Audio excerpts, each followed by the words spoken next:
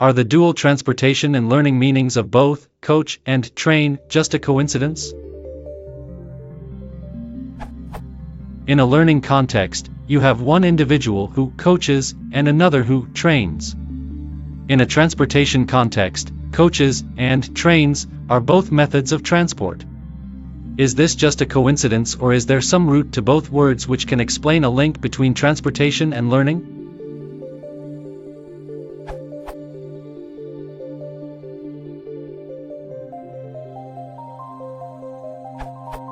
Yes, the meanings are related.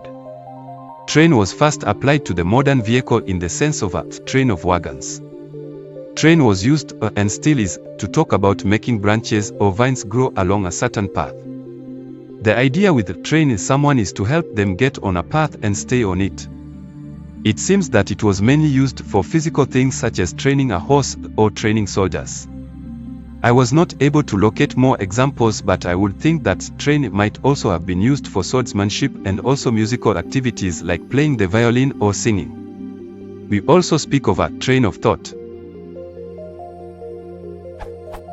To discipline, teach, bring to a desired state by means of instruction, 1540s, probably from earlier sense of draw out and manipulate in order to bring to a desired form, late 14c, specifically of the growth of branches, vines, etc. from mid-15c. Etymology. Coach was a large kind of carriage. It was natural to transfer this to a train, the transportation vehicle. Coach can also mean to carry someone in a coach. The first recorded use of coach as a verb in the modern sense of help someone with an activity was in 1849. 16 tense, to convey in a coach, meaning to prepare someone for an exam, is from 1849 etymology. As a side note, this backward-looking definition of coach is useful because it helps distinguish the difference between a trainer and a coach being a person who carries you along and gives you support and guidance. This sense is used in the modern expression life coach as someone who supports you, helps you through challenges or goals, and in general gives you a push.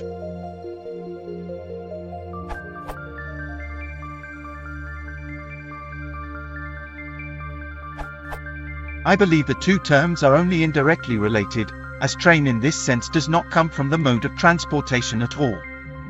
Both do come from the larger concept of providing direction. The term train has long roots, pun intended, in agriculture, and means to direct or correct, and was primarily used to keep vine plants from overgrowing into neighboring vineyards or out of fertile soil, good sunspots, etc. This term then became the term for supply lines in an army, commonly called the baggage train in the literature, and this is where the verb to train in the sense of learning comes from, the act of teaching horses, cattle, elephants, etc. to stay in line, and the act of teaching men how to correctly perform their duties in the train. So rather than transportation, the verb comes more from pathfinding, hence routine, orientation, etc.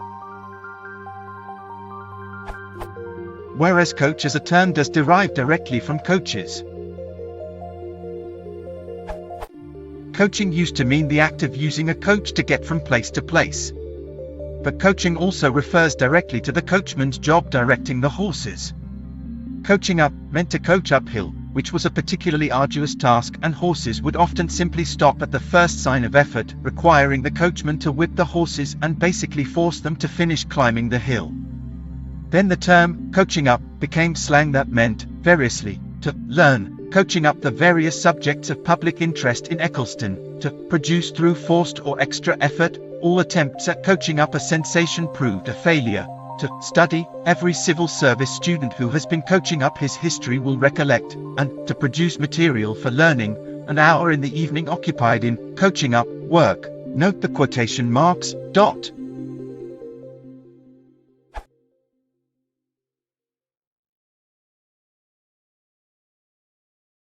If you want to support the channel, please consider subscribing.